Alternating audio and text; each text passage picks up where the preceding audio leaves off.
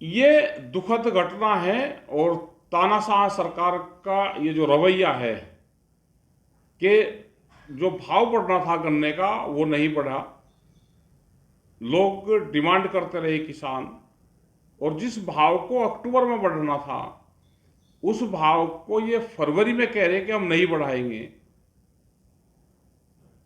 जो भी alliance party है इनकी, या जो लोग भी गांव से चुन कर जाते हैं, उनको आवाज उठाना चाहिए, आवाज हाउस में अपनी बात वहां पर रखनी चाहिए।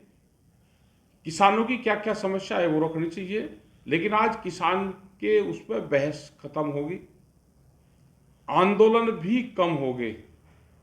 पहले किसानों के आंदोलन चलते थे गन्ने के भाव पे, लेकिन कुछ किसान संगठनों ने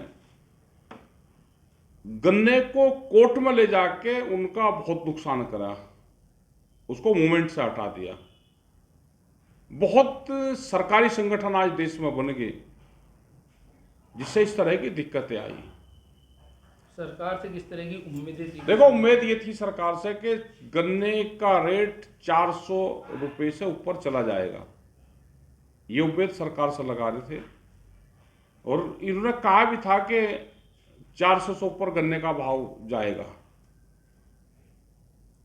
हम अपनी मीटिंगें कर रहे, गन्ना क्षेत्र में मीटिंग है शाहजहांपुर पीलीभीत में, उधर अंबेडकर नगर, और कुछ 2 तिलहन और दलहन के क्षेत्र है उसमें भी हमारी मीटिंगें हैं।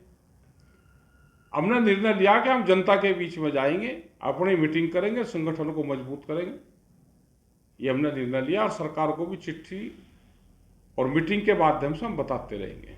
संगठन को मजबूत करके लोगों को जोड़ के आगे की लड़ाई आगे की तो आंदोलन तो देश में होंगे, ये देश आंदोलन से बचेगा, ये देश पॉलिटिकल सिस्टम से बचेगा ही नहीं। तो सभी लोग अपना एकजुट होकर, और सरकार क्या कर रही है उसको ध्यान में जरूर रखें। किसान ये सोच रहा था कि सरकार जागे तो पैसे बढ़ाए, लेकिन अचानक बजट से पहले सर्कुलेशन 22 अक्टूबर उम्मीद ये थी कि बजट में कुछ ना कुछ एग्रीकल्चर पर उस पर करें, और कुछ गन्ने पे भी राहत दे दे, कुछ आलू पर राहत दे दे, कुछ जो दूसरी फसलें हमारी उस पर राहत दे, लेकिन गन्ने का बिल्कुल स्पष्ट ये कर दिया कि भाव बढ़ेगा ही नहीं। तो क्या किसान सरकारों के उस पर रहम करम पे जिंदा है?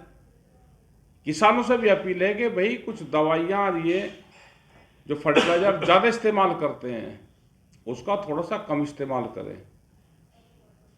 कोई आपके जो में थोड़ा है कि हम पैदावार करके देंगे, फिर गन्ने की उसकी लाइन में लगे रहेंगे फसलों को बेचने में, भाव मिलेगा नहीं। कम पैदावार होगी तो ठीक भाव मिलेगा, इस थोड़ी पे भी किसानों को काम करना चाहिए। अब